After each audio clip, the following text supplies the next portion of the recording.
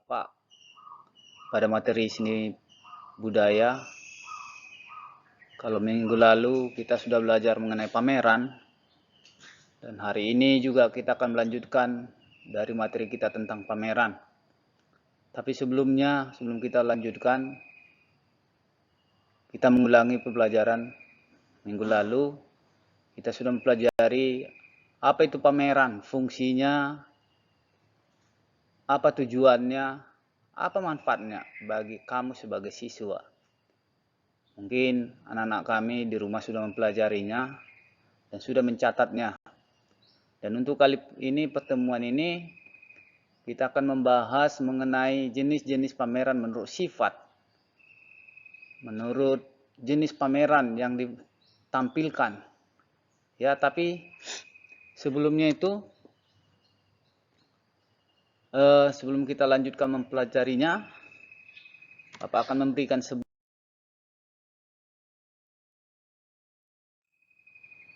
sebagai kuis atau tebak gambar, ya, supaya kamu tidak jenuh. Coba perhatikan gambar yang ada di layar laptop kamu atau HP kamu. Coba kamu perhatikan, di situ ada 4 gelas, ya. Ada gelas 4, ada gelas 5, ada gelas 7, dan ada gelas 9. Di situ ada seseorang menuangkan kopi, ya. Menurut kamu pada gambar yang ada di handphone atau di layar laptop kamu, gelas mana yang terlebih dahulu penuh? Ya, saya ulangi, Bapak ulangi. Gelas mana yang lebih duluan penuh dari yang keempat gelas ini? Ada gelas keempat, ada gelas kelima, ada gelas ketujuh, dan ada gelas kesembilan. Ya, coba perhatikan baik-baik. Coba ya, lihat kopinya itu. Oke, nanti jawabannya di akhir pembelajaran ini. Siapa yang dapat nanti Bapak kasih hadiah. Hadiahnya nanti Bapak rahasiakan. Oke, kita lanjutkan.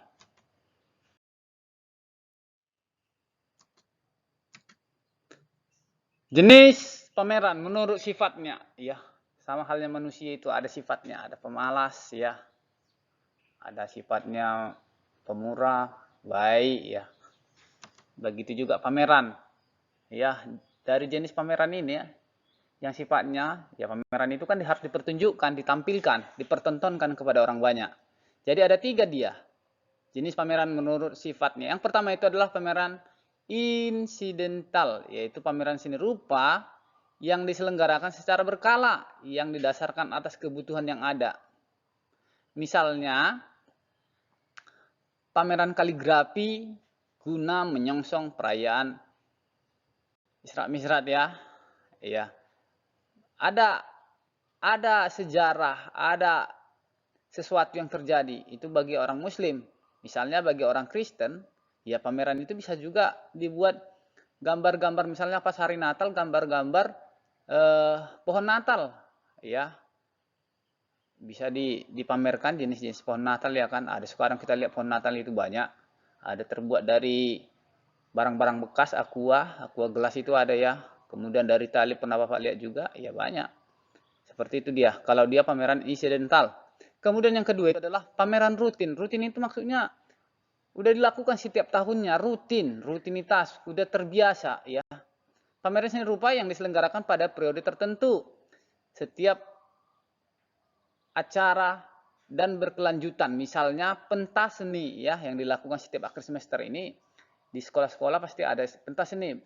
Baik di sekolah kita ini, ya, setiap tahunnya itu ada pentas seni. Ketika kakak-kakak kelasmu telah menyelesaikan pembelajarannya atau telah tuntas atau telah lulus dari sekolah ini, mereka mengadakan pentas seni sekaligus sebagai bentuk pelepasan atau perpisahan bagi mereka untuk adik-adiknya baik kelas 10 dan kelas 11. Itu dia.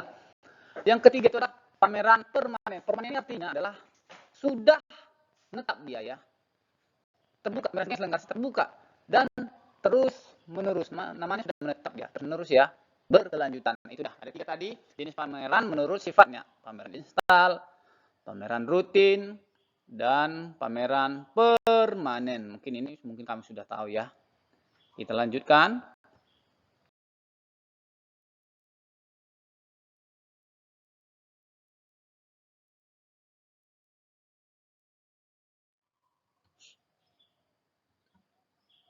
Jenis pameran menurut ragam jenis karya yang digelar ya.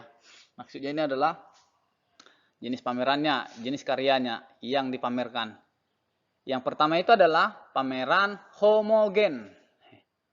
Homogen itu artinya satu jenis, yaitu pameran seni rupa yang memamerkan satu jenis karya seni rupa, satu jenis. Misalnya hanya karya dua dimensi saja, misalnya mungkin ada lukisan, ada pemandangan, ada foto, itu dia satu jenis dia ya. Kemudian yang kedua adalah pameran heterogen, yaitu pameran seni rupa yang memamerkan berbagai jenis karya seni rupa yang seragam, ada jenis-jenisnya ya, beragam dia, bukan hanya satu jenis ya, boleh bercampur, misalnya ada yang 2 dimensi, ada yang 3 dimensi ya. Misalnya atau di satu ruangan itu yang dipamerkan misalnya tidak hanya lukisan saja, tidak, atau hanya foto-foto saja, tidak, atau hanya Gucci saja, tapi beragam jenis ya. Kita lanjutkan lagi. Jenis pameran menurut dimensinya ya. Yang pertama adalah pameran karya seni rupa 2 dimensi. Pameran yaitu pameran hanya menyajikan karya yang serupa pada bidang datar seperti gambar, lukisan, seni grafis ya. Maksudnya itu tadi sudah Bapak jelaskan bahwa karya ini yang ditampilkan atau yang dipamerkan itu adalah hanya 2 dimensi saja ya. Seperti gambar, lukisan, seni grafis.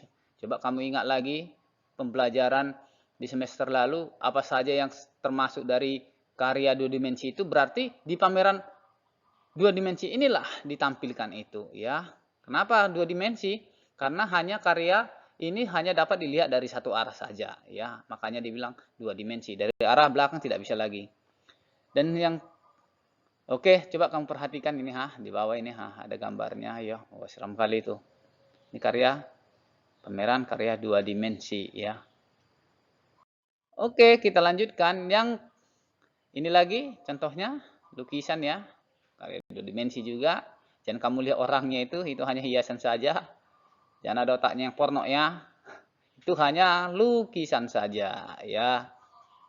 Jangan terbayang-bayang. Ih, Bapak ini porno. Bukan. Itu hanya pembelajaran. Oke, yang kedua adalah pameran karya seni rupa 3 dimensi. 3 dimensi itu maksudnya adalah memiliki volume,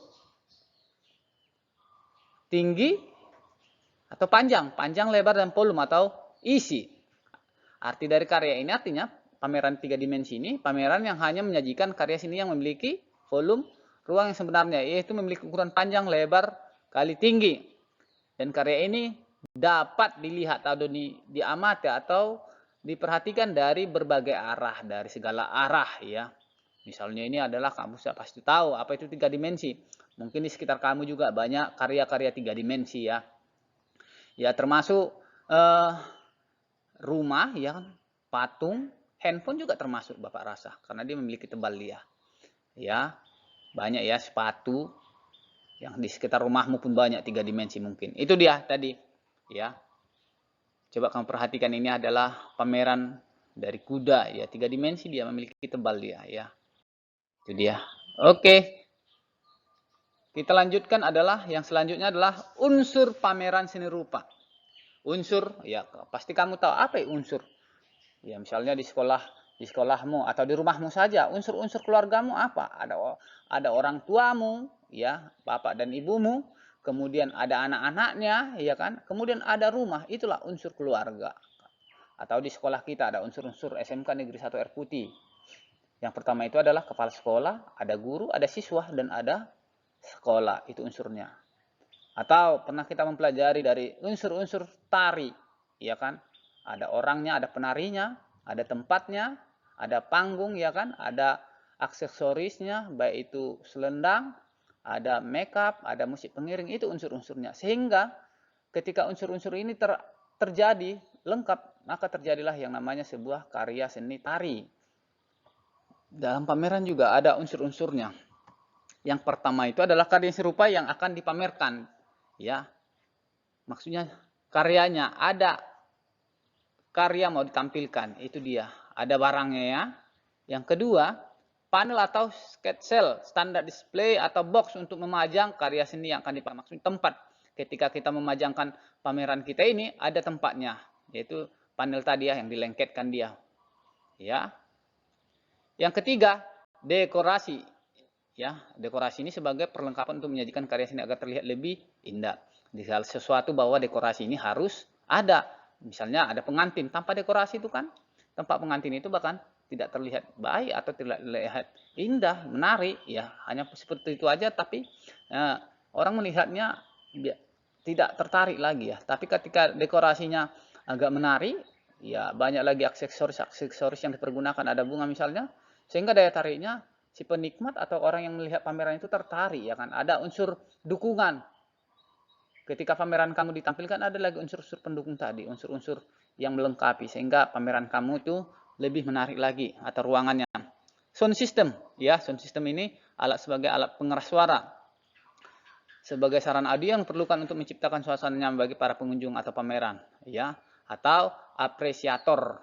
Maksudnya apa? Makna sound system ini bisa saja informasi. Ketika orang yang menyelenggarakan pameran itu, mereka memberikan informasi, atau ketika pameran itu diadakan ada musik pengiring dibuat dari penguat suara ini, sehingga kita menikmatinya dengan diiringi alunan-alunan musik sebagai daya tarik ya, untuk semakin enak kita melihat, mengapresiasi setiap pameran yang sudah disajikan tadi. Seterusnya yang kelima,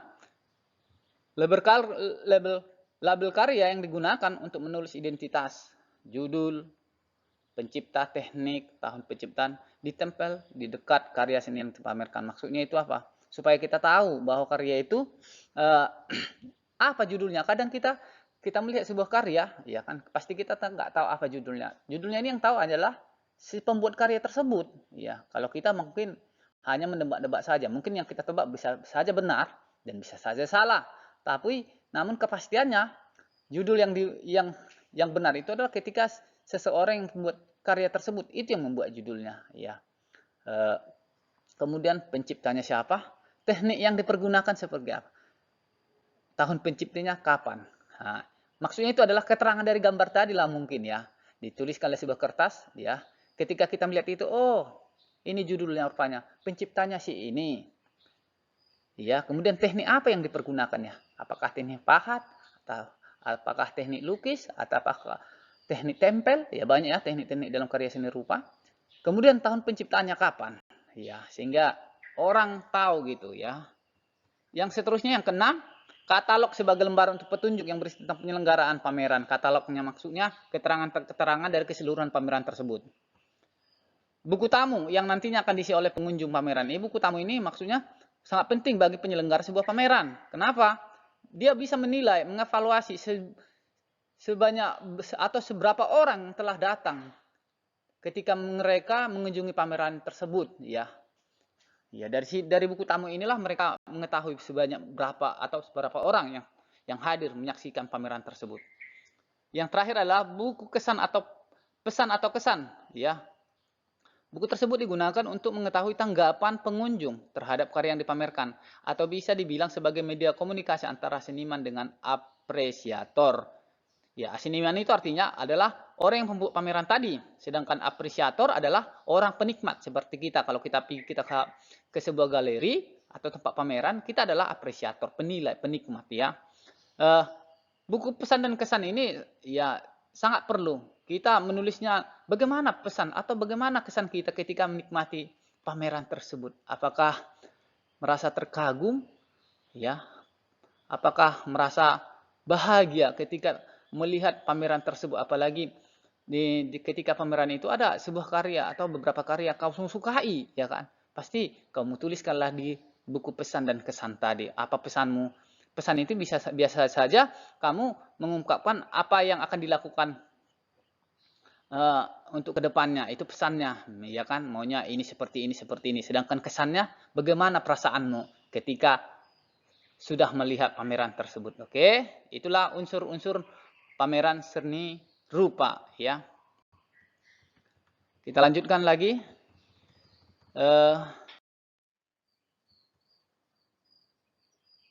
Oh, rupanya sudah habis. Aduh.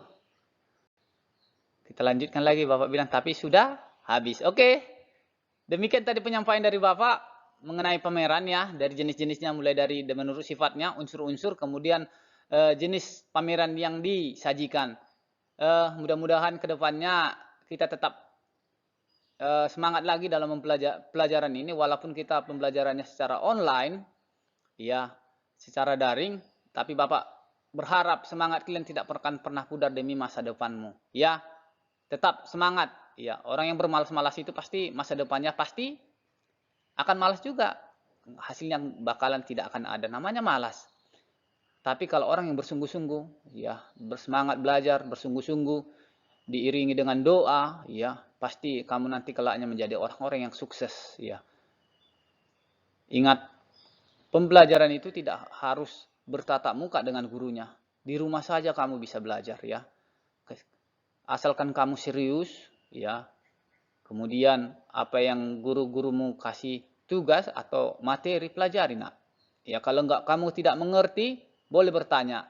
Apalagi tentang materi kita kali ini. Kalau kalian tidak tahu, boleh bertanya sama Bapak. Bisa lewat WA, ya.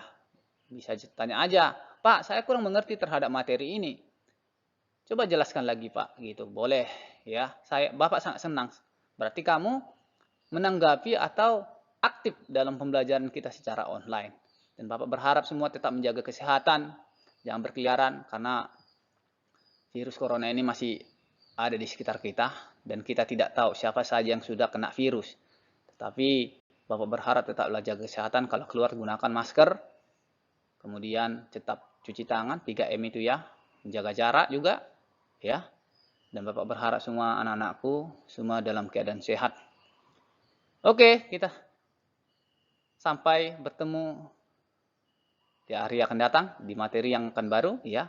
Minggu depan kita akan belajar mengenai kritik dari seni rupa. Oke, kembali lagi kita. Nah, ada ini sebagai peringatan, jika kamu keluar, ya, jangan sampai ngantuk, ya. Lihat ini ada korban ini, ha. Ini akibat supirnya mengantuk sehingga tabrakan. Makanya kalau keluar jangan ngantuk, ya. Oke, kuis tadi. Kembali lagi ke kuis tadi. Coba gambar tadi. Menurut kamu, gelas mana yang terisi penuh duluan? Yo, ada yang bilang 4. Ada yang bilang 9. Ada 5. Ada 7. Mana ya? Oke, Bapak hitung mundur. 10, 9, 8, 7, 6, 5, 4, 3, 2, 1, habis. Oke, jawabannya adalah gelas yang duluan terisi penuh adalah gelas nomor 5. Oke, yang menjawab nomor 5 berhasil. Hadiahnya tunggu. Kapan, Pak? Pokoknya tunggu aja lah. Sekian dan terima kasih. Semoga kita selalu selalu dijaga Tuhan lah. Ya, tetap tersenyum dan selalu semangat. Dan jangan lupa berdoa. Sekian dan terima kasih bersama saya, ya, Bapak Abner Nenggolan sebagai guru seni budaya.